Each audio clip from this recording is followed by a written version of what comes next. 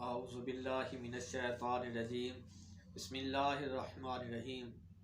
برادران اسلام، آج ہم ضیاء النبی شریف کا 25واں درس دینے جا رہے ہیں۔ ہم ان دروس کے اندر حضور نبی رحمت صلی اللہ تعالی علیہ وآلہ وصحبہ وسلم کے اجداد کا ذکر کر رہے تھے، تو انہی کے ذکر کو ہم آج آگے لے کر جائیں گے۔ تو آج جس جد کریم کا ہم ذکر کرنے جا رہے ہیں ان کا نام نامی اسم گرامی جناب حضرت قصی ہے۔ ان کا اصل نام زید تھا۔ 400 عیسوی کے لگ بھگ یہ پیدا ہوئے۔ یہ قبیلہ قریش کے عالم تھے اور ان کو راہ راست پر ثابت قدمی سے چلنے رہنے کی تلقین کیا کرتے تھے۔ یہ اپنی قوم کو جمعہ کے روز جمع کرتے۔ اس وقت اس دن کو یعنی جمعہ کے دن کو یوم العروبہ کہا جاتا تھا۔ انہیں واعظ و نصیحت کرتے اور انہیں آگاہ کرتے کہ عنقریب انشاءاللہ ایک نبی مبعوث ہونے والا ہے۔ جب وہ نبی تشریف لائے تو تم نے اس کی دعوت کو قبول کرنا ہے، اور جب دعوت پیش کرے تو تمہیں کسی قسم کی ہچکچاہٹ یا پیش و پسر نہیں کرنا، تو فوراً اس کو قبول کر کے ایمان لے آنا۔ اگرچہ عمر بن لوہی الخزائی کی بدبختی کے باعث اصنام پرستی یعنی بت پرستی کی بیماری اہل مکہ اور اہل عرب میں قبول عام حاصل کر چکی تھی، لیکن آپ اپنے خطبات میں اپنی قوم کو اصنام پرستی سے باز رہنے کی تلقین کیا کرتے تھے۔ تو ان کا یعنی قصی کا اصلی نام زید اور کنیت ابو مغیرہ تھی۔ ان کو قصی کہنے کی وجہ کیا ہے تو اس کے بارے میں بتاتے ہیں کہ جب ان کے والد کلاب کا انتقال ہو گیا تو انہوں نے اپنے پیچھے ایک بیوہ فاطمہ بنت سعد اور 2 بچے چھوڑے۔ بڑے بچے کا نام زہرہ تھا اور دوسرے بچے یعنی اس کا نام زید تھا، جو اس وقت بہت کم سن تھے۔ ربیہ بن حرام نے ان کی والدہ کے ساتھ نکاح کر لیا۔ جب وہ اپنی بیوی کو ہمراہ لے کر وطن واپس لوٹنے لگا تو بڑے بھائی زہرہ کو مکہ میں چھوڑ دیا، کیونکہ وہ جوان ہو رہے تھے، اور زید کو کم سنی کی وجہ سے پیچھے چھوڑنا گوارا نہ کیا، بلکہ اس کو اپنے ساتھ اپنے علاقے کے اندر جان لے گئے۔ جب آپ نے اپنی زندگی کے ابتدائی سال اسی علاقے کے اندر گزارے، ایک روز بنی قضاء کے کسی چھوکرے نے انہیں غریب الوطنی کا گلہ کیا، غریب الوطنی کا طعنہ دیا، جسے سن کر آپ کو اچھا محسوس نہ ہوا۔ آپ کو بہت زیادہ دکھ لگا اور افسردہ خاطر ہو کر اپنی ماں کے پاس آئے اور ان سے حقیقت حال دریافت کی۔ ماں نے کہا، بیٹا آزردہ ہونے کی بات نہیں، کیا بات ہے؟ تو ایسے خاندان کا چشم و چراغ ہے کہ جس کو اللہ کریم نے بڑی عزتوں سے نوازا ہے، جس کی لوگ تکریم کرتے ہیں۔ تو اپنی ذات و نسب کے اعتبار سے یہاں کے سب سے لوگوں سے اعلیٰ اور عرفہ ہے۔ تو قریش کے مشہور سردار کلاب کا بیٹا ہے، تیرا قبیلہ مکہ مکرمہ میں اقامت گزیر ہے۔ انہوں نے کہا، ماں میں اب یہاں نہیں رہ سکتا، مجھے اجازت دو کہ میں اپنے قبیلہ والوں کے پاس چلا جاؤں۔ مجھ سے غریب الوطنی کے طعنے برداشت نہیں ہوتے، میں یہ طعنے نہیں سن سکتا۔ ماں نے کہا، بیٹا تھوڑی دیر انتظار کرو، جب جو مہینہ آئے گا جس مہینے کے اندر لوگ حج کے لیے جاتے ہیں، قافلے حج کے لیے جاتے ہیں، پھر ان قافلوں میں سے کسی قافلے کے ساتھ تم چلے جانا۔ بالآخر وہ مہینے آئے جنہیں اشہر الحرم کے نام سے جانا جاتا ہے۔ حج کے مہینوں کے اندر جب قافلے حج کے لیے روانہ آئے تو پھر آپ بھی ان کے ساتھ ان قافلوں کی میت میں مکہ المکرمہ کی طرف روانہ ہو گئے، کیونکہ آپ کے بچپن کا سارا زمانہ اپنے وطن سے دور گزرا تھا، اس لیے یہ قصی یعنی دور افتادہ کے نام سے مشہور ہو گئے۔ یعنی معلوم ہوا ان کو قصی کیوں کہتے ہیں، اپنے وطن سے دور رہنے کی وجہ سے ان کا نام قصی بن گیا۔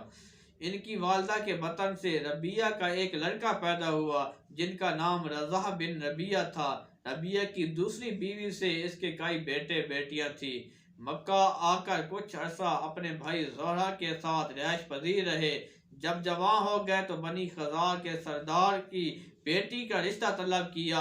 حلیل جس کا نام تھا، تو حلیل اس وقت کعبہ کا متولی تھا، اس نے آپ کے خاندان کی شرافت کو پیش نظر رکھتے ہوئے بسنت مسرت یعنی خوشی کے ساتھ درخواست کو قبول کر لی اور اپنی بیٹی کا نکاح کو صحیح سے کر دیا۔ برادران اسلام، جس کے بطن سے آپ کے 4 بیٹے تولد ہوئے، ان کے نام کیا تھے؟ ایک کا نام عبدالدار تھا، دوسرے کا نام عبد المناف تھا، تیسرے کا نام عبد العزا تھا، چوتھے کا نام عبد بن قصی۔ حلیل بڑھاپے کی وجہ سے کمزور ہو گیا، اس نے محسوس کیا کہ اب مزید وہ کعبہ کا متولی نہیں رہ سکتا، تو بالآخر اس نے یہ ڈپٹی جو تھی، یہ فرض اپنی بیٹی کے سپرد کر دیا، اس کو اپنی جگہ کعبہ کا متولی بنا دیا۔ اس کی بیٹی نے کہا، میں تو کعبہ کا نہ دروازہ کھول سکتی ہو نہ بند کر سکتی ہو۔ اس نے دروازہ کھولنے اور بند کرنے کی ذمہ داری اپنے بیٹے ابو غبشان کے سپرد کر دی۔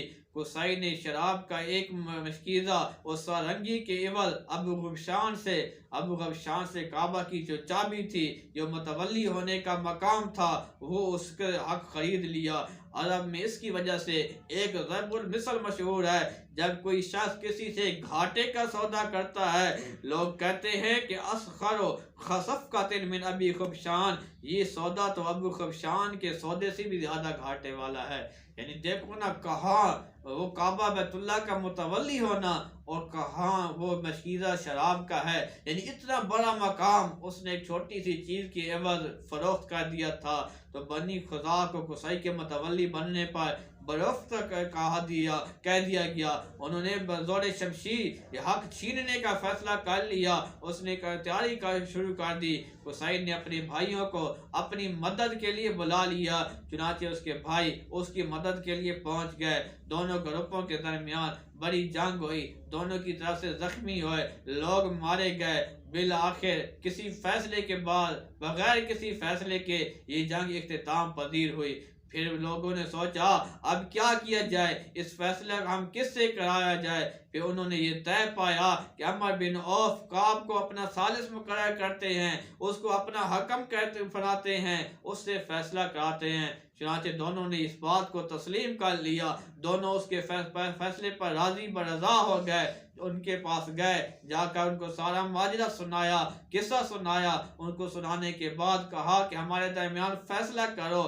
اس زمانے کے اندر لوگ اس کے فیصلے کو تسلیم کیا کرتے تھے، اس کو مانا کرتے تھے۔ تو اس نے کہا کہ میں تمہارے اس فیصلے کا جو دعویٰ کیا ہے، جو میرے پاس تم لے کر آئے ہو جھگڑے کو، میں اس کا فیصلہ کرنا چاہتا ہوں۔ چنانچہ اس نے فیصلہ کیا کہ بیت اللہ شریف اور مکہ مکرمہ کی تولیت کا حقدار قصی ہے، اور ان کے حلیف قبیلہ بنی بکر کے جتنے آدمی اس جنگ میں قتل ہوئے جو خزرج کے ساتھ تھے، اور ان کا کوئی معاوضہ انہیں نہیں ملے گا، لیکن قصی کی حامی لشکر کے مقتولین کی دیت ادا کرنا خزرج کے اوپر لازم ہوگا۔ یوں بیت اللہ شریف کی تولیت اور مکہ مکرمہ کی انضمام اقتدار قصی کے ہاتھ میں آ گئی۔ یہ انقلاب فرماتے ہیں کہ 440 عیسوی میں پیدا ہوا۔ عمر بن عوف کے فیصلے کے بارے میں مدرجہ بالا روایات علامہ ابن اسیر نے اپنی تاریخ الکامل میں نقل کی ہے، لیکن علامہ احمد بن زرین نے اسیرۃ النبویہ میں تحریک کیا ہے کہ جب فریقین نے یامر کو اپنا حکم مقرر کیا کہ موعدکم فناء الکعبۃ غداً، تو اس نے کہا کہ کل صحن کعبہ کے اندر میں تمہارا فیصلہ سناؤں گا۔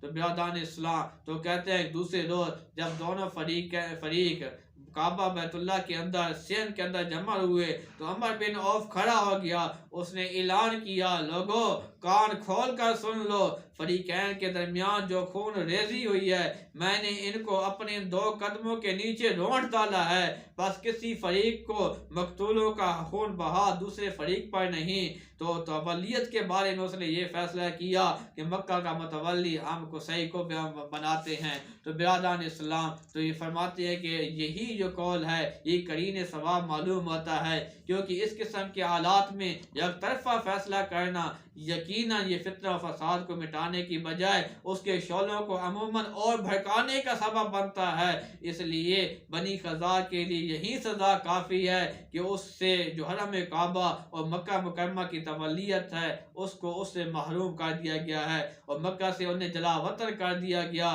اگر ان کے مقتولوں کو خون کو بھی ہدر کر دیا جاتا، یعنی ضائع کر دیا جاتا، رائے گاں کر دیا جاتا اور قصی کے لشکر کے مقتولین کی دیت ادا کرنے کا انہیں حکم دیا جاتا تو اس فیصلہ کو قبول کرنا بنو خزاع کے لیے مشکل تھا۔ ایک روایت یہ ہے کہ یہ فیصلہ خود علیل نے کیا، چنانچہ قصی نے بنی خزاع اور بنی بکر کے مکہ مکرمہ سے جلا وطن کر دیا اور اپنی قریش کے خاندان اور افراد جو سارے جزیرہ میں بکھر کر رہ گئے تھے ان کو مکہ مکرمہ میں جمع کیا، ان کی شرازہ بندی کر دی، مکہ کے شہر کے رقبہ کو 4 حصوں میں تقسیم کر دیا، ہر حصہ میں قریش کے مخصوص قبیلوں کو آباد کیا۔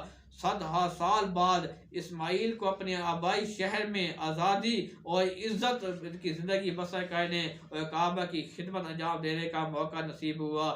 حضرت محترم کعب بن لؤی کی اولاد سے قصی پہلا شخص ہے جس کو حکومت ملی ہے اور ساری قوم نے رغبت جس کی اطاعت قبول کر دی، یعنی کہ رضامندی کے ساتھ اور رغبت کے ساتھ قصی کی شکست میں حجابہ، رفادہ، سقایا اور نطوہ اور اللواء کے جملہ اعزازات سے نوازا گیا۔ تو برادران اسلام یہ تمام اعزازات جو ہیں یہ ان کو عطا کر دیے گئے۔ پھر فرماتے ہیں کہ اس نے ایک جگہ کے اندر لوگوں کو جمع کرنے کے لیے دار الندوہ بنایا، وہاں وہ لوگوں کو جمع کیا کرتے تھے، لوگوں کے فیصلے کیا کرتے تھے، ان کی باتوں کا جو اعتراضات ہوتے ان کا جواب دیا کرتے تھے۔ تو انشاءاللہ تعالی ہم کل کے درس کے اندر آپ کو ان کے جو عہدے تھے، ذمہ داریاں تھی، جن کے القابات سے ان کو نوازا کیا گیا تھا، جو فرائض ان کے سپرد کیے گئے تھے، یعنی حجابہ، رفادہ، سقایا، ہم ان کی وضاحت کریں گے کہ یہ کن چیزوں کے نام ہیں، یہ عہدے ان کو کیوں دیے گئے ہیں۔ اللہ تبارک و تعالیٰ کی بارگاہ میں دعا ہے خالق عالم ہم سب کو نبی علیہ الصلوۃ والسلام کی سیرت کو پڑھ کر سمجھ کر اس پر عمل کرنے کی توفیق عطا فرمائے، اور حضور نبی رحمت صلی اللہ تعالیٰ علیہ وآلہ وسلم کے آباء و اجداد کے جو ہم تذکرے کر رہے ہیں، اللہ تعالیٰ ہم کو ان کو اپنے سینے کے اندر محفوظ کر کے ان کی زندگیوں سے سبق سیکھ کر ہمیں وہ کام کرنے چاہیے جس میں رب کی رضا ہو اور رب کے پیارے محبوب کریم علیہ الصلوۃ والسلام کی رضا ہو۔ اللہ تعالیٰ عمل کرنے کی توفیق عطا فرمائے۔ وآخر دعوانا ان الحمد للہ رب العالمین۔